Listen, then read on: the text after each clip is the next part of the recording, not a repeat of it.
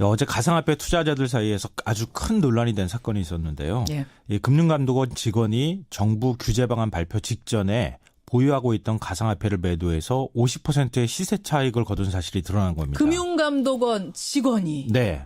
그러니까 분노한 투자자들이 청와대 청원 게시판에 몰려가서 금감원장을 해임하라 이런 글들을 올린 등 거세게 반발하고 있습니다. 예. 이 정부 가상화폐 대책 발표 직전 예. 시세 차익 남긴 금감원 직원. 이 뉴스의 행간을 좀 살펴볼까 합니다. 저는 가상화폐 안 하는데도 화나더라고요. 이거는 뭐 가상화폐 하는 사람만 화날 문제가 분노할 아니라 만한 일이죠. 공무원이 관련 직원이 지금 이랬다는 거죠.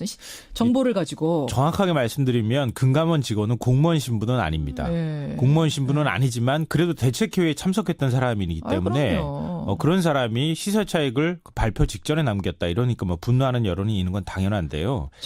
자, 이게 지금 확인된 사실이 어떤 것까지 확인이 된 거예요? 좀 조심스럽긴 한데 네. 어제 이제 국회 정무위원회에서 긴급 현안 질의가 있었습니다. 예, 예. 이 최정구 금융위원장을 불러서 질의를 하던 중에 바른정당 지상욱 의원이 금감원 직원이 가상통화에 투자를 했다가 정부 발표 직전에 매도했다는 첩보가 있는데 확인해 봤느냐 이런 질의를 합니다. 예. 이 최 위원장이 통보받아서 현재 조사 중에 있다.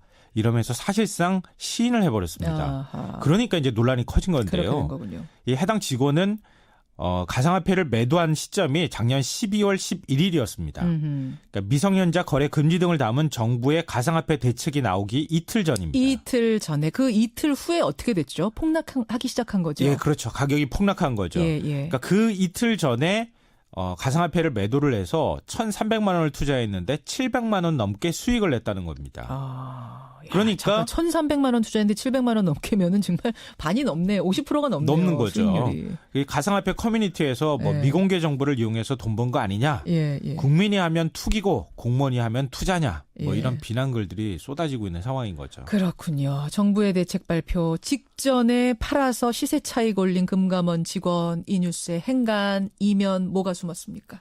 첫 번째 인간은 뒷문 열어두고 문단속한 격이다입니다. 뒷문 열어놓고. 도둑들까 봐 그러네. 아무리 꽁꽁 예, 현관문 예. 단속하면 뭐합니까? 뒷문이 다 열려있으면 아무 소용 없잖아요. 예. 그냥 뒷문으로 들어오면 되니까. 지금 정부 모습이 그렇다는 겁니다. 가상화폐 거래소를 폐쇄할 수 있다. 아무리 엄포성 얘기를 하고 단속을 하면 뭐합니까? 뒷문 다 열려 있잖아요. 그러네요. 작년 12월 13일 정부의 규제 방안 발표할 때 어떤 일 벌어졌습니까? 발표 몇 시간 전에 SNS에 대책 문건이 다 공개가 돼버렸어요. 사진이 찍혀가지고. 예. 나중에 관세청 직원이 이거 유출했다고 하는 맞아요. 사실이 드러났잖아요. 기억납니다. 예. 이것도 모자라서 이번에 대책회의에 참석했던 금감원 직원이 가상화폐 발표 직전에 매도해서 시세 차익 거뒀다. 이런 소리가 나오는 겁니다. 예, 예. 정부가 규제 대책 발표한다. 그러면은 가장 먼저 해야 될 일이 뭐겠습니까? 국민들한테 엄포 놓는 거겠습니까? 그 전에 해야 될 일은 내부 단속입니다. 그러네요. 자기 문 잠궈야 되는 거거든요. 지금 이 직원 외에 한두 명 더 있다는 얘기가 나오고 있거든요. 예. 정말 한두 명밖에 없을까요? 훨씬 더 많은 공무원들이나 이런 사람들이 투자하지 않았을까요?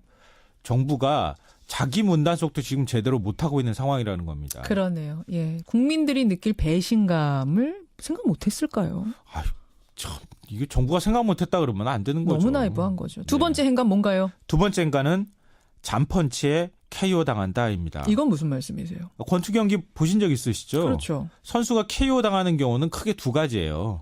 카운터 펀치 한 방 빵 맞고 급소에 맞아가지고 바로 팍 하고 주저앉는 예, 경우가 예. 있고요. 또 한 가지는 잠펀치를 계속 맞아가지고 충격이 누적돼서 나중에 작은 펀치 하나 탁 맞고도 그냥 펄썩 주저앉는 경우예요. 이게 더 치명적이잖아요, 사실은. 네, 맞아요. 지금 정부 모습 보면 계속 잠펀치 맞고 있는 선수를 보는 것 같아요. 의욕은 넘치는데 몸이 안 따라주는 것 같은데요.